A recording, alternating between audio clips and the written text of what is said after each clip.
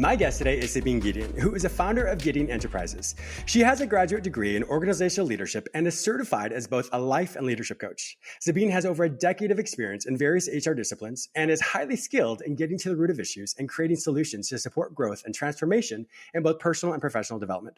In today's episode, Sabine and I talk about her book, Transformed, The Journey to Becoming, that chronicles her life and the circumstances that taught her how to take stumbling blocks and turn them into stepping stones. Welcome to my show, Sabine.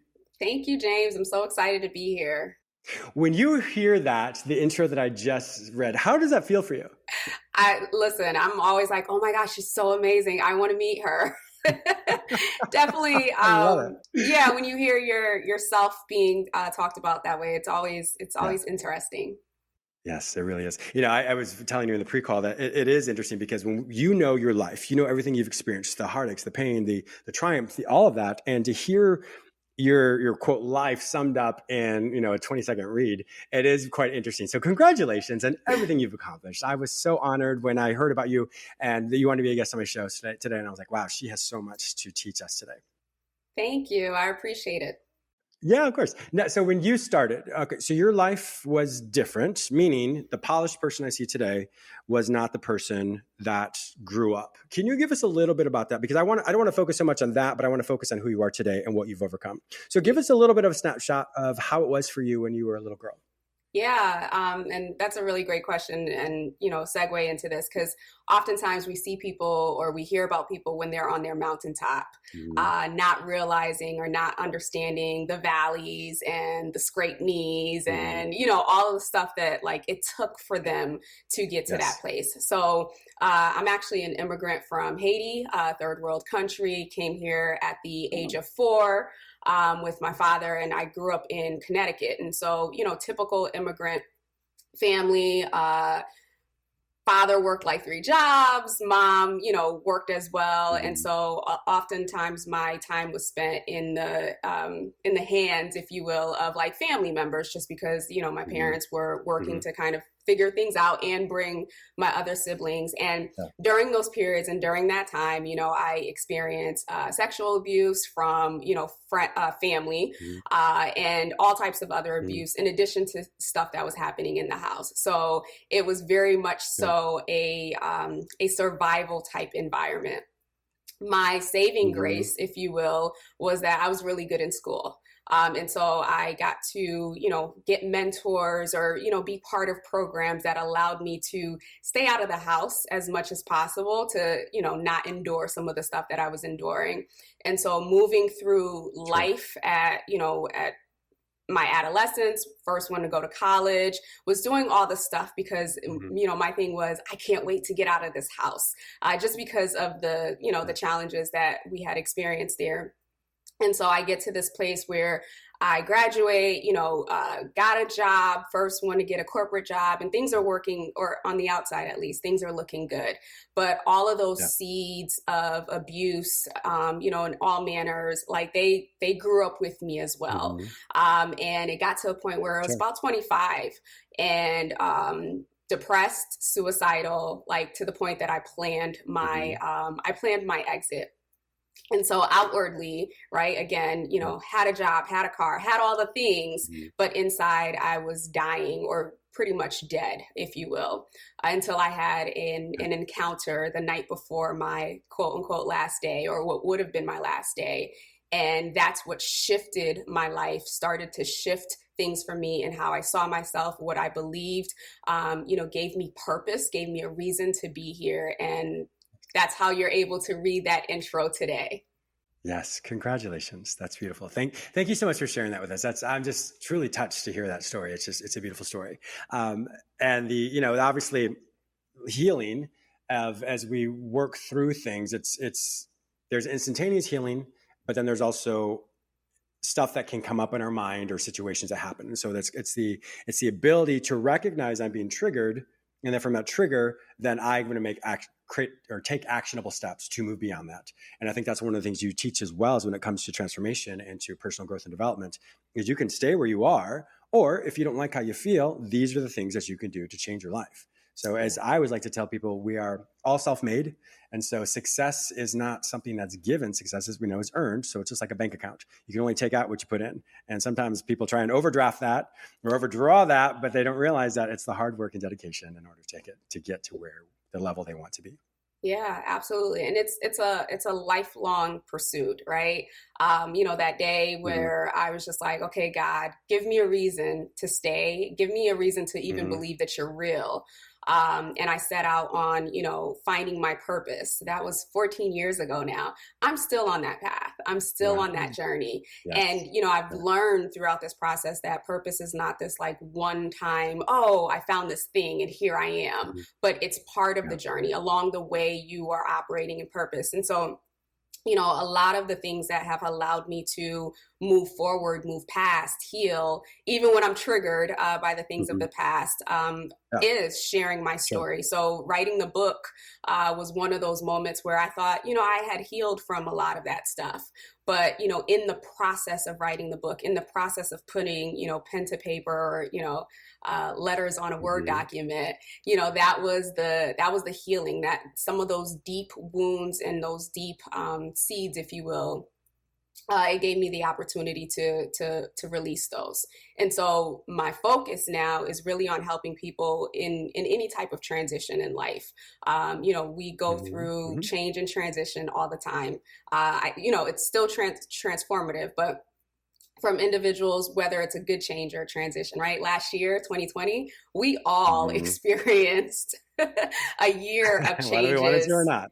Right, exactly. But it's in those moments, it's in these day-to-day things in life that like we're losing control or we're recognizing we're not in control, that allows us to kind of take that step back and assess, okay, who am I today? Who do I want to be? How do I want this external experience to impact me? Do I want it to impact me? And where can I make changes within myself so that no matter what's going on around me, I'm still stable. I'm still moving forward. Yeah. Yeah. And I think that proactive stance that you're talking about is something that we all strive to have, but for whatever reason, we forget that we always have choices, whether the choice is just not to say anything or the choice is to shut down our mind, whatever happens around us. But the point is we always have a choice. I remember in graduate school, I read about Viktor Frankl. Viktor Frankl is a very, very, very well-known psychologist who was in the concentration camps, and everything about him was stripped away. But he realized his purpose was my wife, thinking of his wife, what she would want for him, realizing what he wanted for himself, realizing all these things that didn't matter what happened to him. He had the ability to hate the Nazis that had tortured him, or he could do whatever he wanted. And so he chose in his mind to realize that's my thoughts, my perception, my willpower that allows me to move on. So that's just, I think, a lesson for all of us, that regardless of what happens in life, you always have the power to think what you want and to focus on the direction you want your life to go.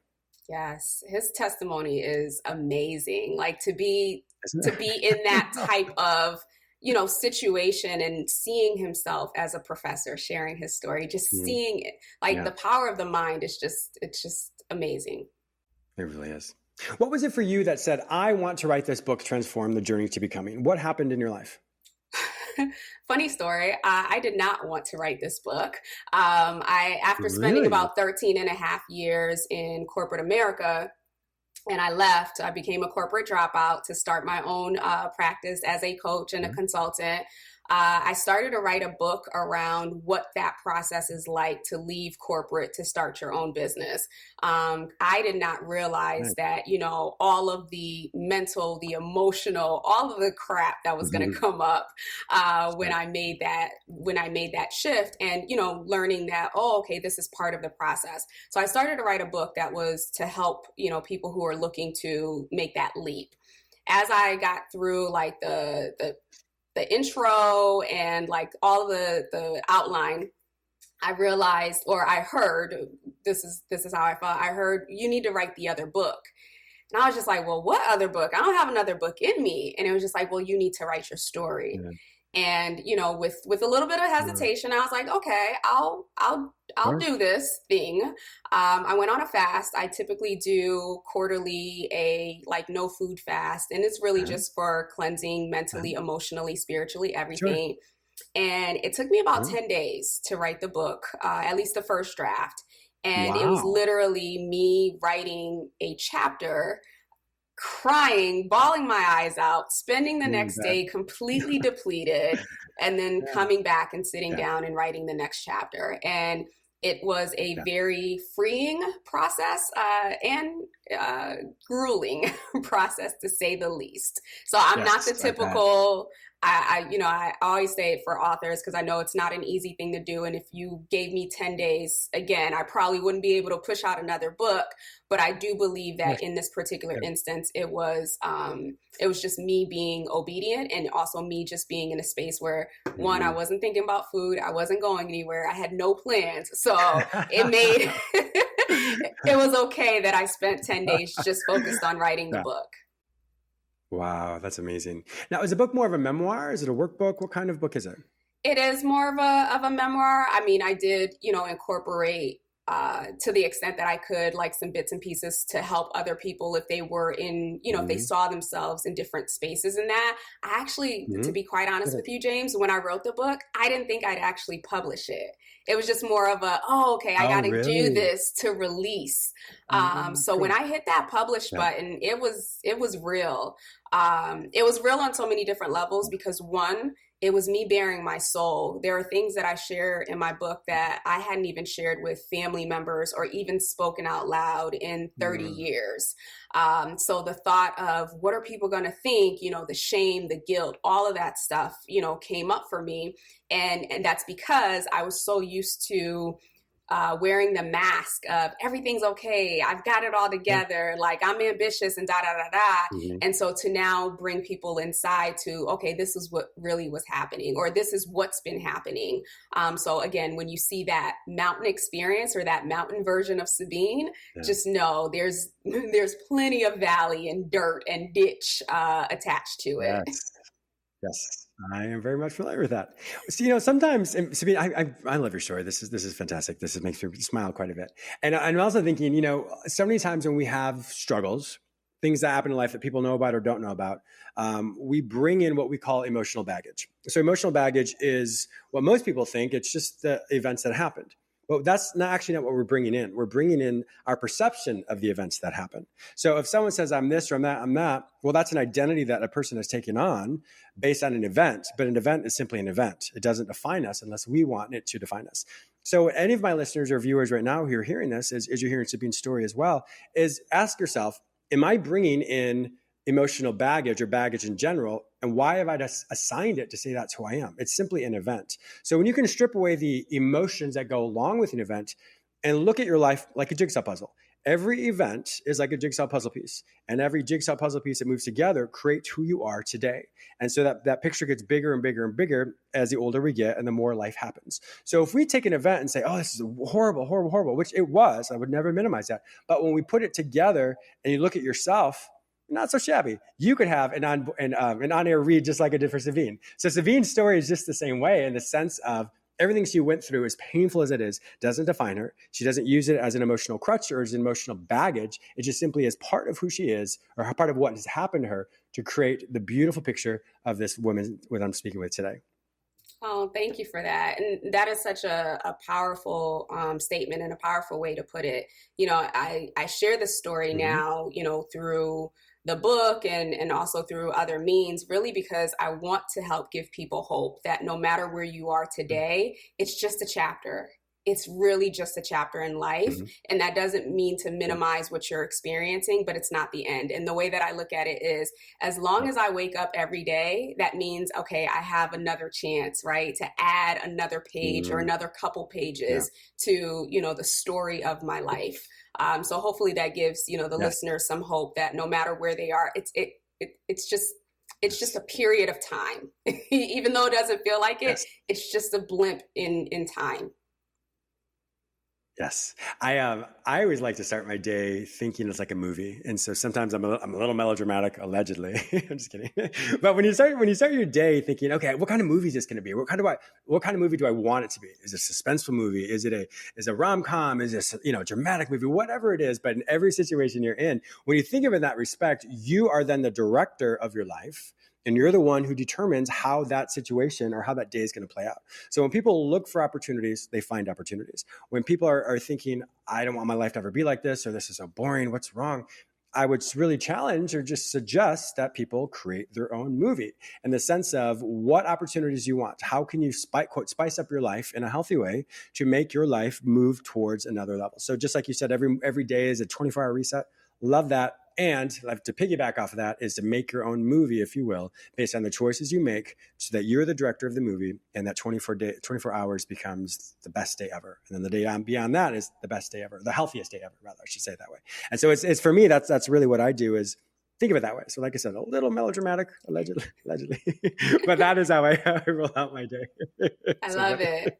I love it. And the other thing that I always share with people is that, the one thing or two things, right, that are inevitable that we all know exist are change and death. Right? Those are the two things that we have no control over, that we can't do anything about. And so even in planning your day, like, oh, okay, this is what it's going to be like, expect change, right? Expect some change, expect some, alternative activities in that day, but at least go into the day. And what you're talking about is being intentional. I think that's a huge part of your transformation, a huge part of growth, and living life to the fullest, right? Or living your best life, as they put it, is being intentional. Be intentional about your day, be intentional about your week, your year, whatever that case may be. Yes, change happens and change can, put a wrench in some of the things that we plan.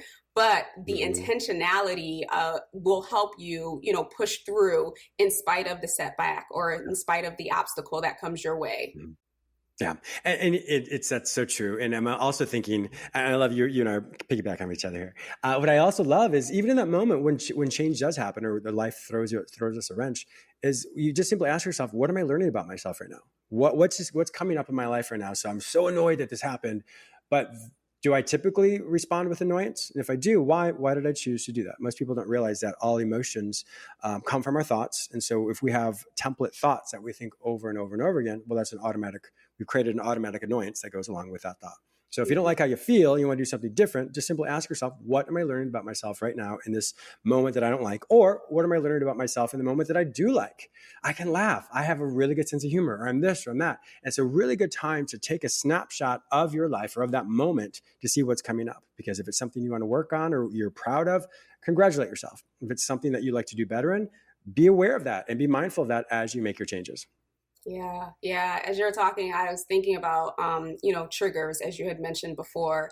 And, really that's a big thing for me, right? Especially if you have emotional wounds or emotional baggage from like the past in any capacity, like those triggers do never go away, right? But as you do the work, you become more aware of those triggers. And so I find myself quite often asking it when I am triggered, like first and foremost, okay, acknowledging the trigger. And then secondly, trying to identify what emotion is triggered. Sometimes it's anger, sometimes it's hurt, sometimes it's disappointment, sometimes it's, you feel like you're being taken advantage of, whatever it is, but identify and name what that emotion is, because otherwise you won't deal with it. I think in the personal development space and mindset space, it's kind of like, oh, well, just think positively or, say an affirmation. And it's like, it doesn't go away. Like you're in that moment, you just like stifled it, but it's exactly. So really acknowledging how you feel, acknowledging what it is that you're feeling. And then if possible, get to the root, like when have I felt this way before? That's when you gain your power. That's when you're able to not let this circumstance or whatever this person did or whatever the circumstance was, affect you or infect you in a way where you're now, thinking about it or dwelling on it. And now your entire mood is messed up. So doing the work within you when you realize that you've been triggered so that you can move forward and you can get done whatever it is that you had planned for that day or that week. Brilliantly said. And that is why you are so good at what you do with your coaching, because I think you have a really good insight into perhaps looking at both sides of the personal development space. Like you said, sometimes people only focus on one aspect, but like you said, you focus on the root of it. You're the awareness of it, and then what do you do with it? And then from that lesson, how do you assimilate the lesson so therefore you can move beyond it so you don't always necessarily feel that, or the trigger it doesn't have as much power over you or as much weight over you. Exactly. Yes. Yeah. We have just another minute here. What's next for you, Sabine? Another book? In my mind, yes. Whether or not it comes to fruition is a different story. So my focus in my coaching and consultancy is really based on helping leaders transform. So at every different level within an organization or within their own businesses, we go through, every time we are up leveling to the next level, right? There's a lot that is going on, in between our brain or our ears, if you will, or in our brain. So helping leaders, really take on the mindset. It's some of the hard skills of leadership, but more so I want to deal with the person, because I truly believe that what's inside of you will emanate outwardly, and people are drawn to and are attracted to and are willing to be led by leaders based on the person. So I work with you on your character. I work with you on your mindset, your values, being able to communicate that. And so it's really still the transformation process that I'm now shifting, I'm not shifting, but leveraging it to apply to leaders, just because over the last few years, and especially within the last decade, there's a huge gap for leadership at all levels of our society, in every sect of our society. And I think that, as we move forward as a society, and, we're here in the US, as we move forward as a country, that leadership is what we need the most, whether it's in organizations or even at the highest level. And so I want to leverage, my skills and ability to impact the people who have the most influence over the rest of us. Well, I am confident you will. Sabine Gedeon, it has been an absolute pleasure having you on my show today. If my listeners want to find out more information about you, to work with you, and to purchase your book, Transform: The Journey to Becoming, where will they find this information online? Yes. So you can connect with me on LinkedIn. That is my hangout spot. People my age, apparently, that's where we hang out and have fun. So LinkedIn / Sabine Gedeon. And you can also purchase the book on Amazon. Awesome. Well, my listeners also know that if they cannot find this information any other place, simply go to the show notes at jamesmillerlifeology.com, and I will link you with Sabine. Sabine, once again, thank you so much for being a great guest on my show today. I really appreciate it. Thank you for having me, James. Really enjoyed being here.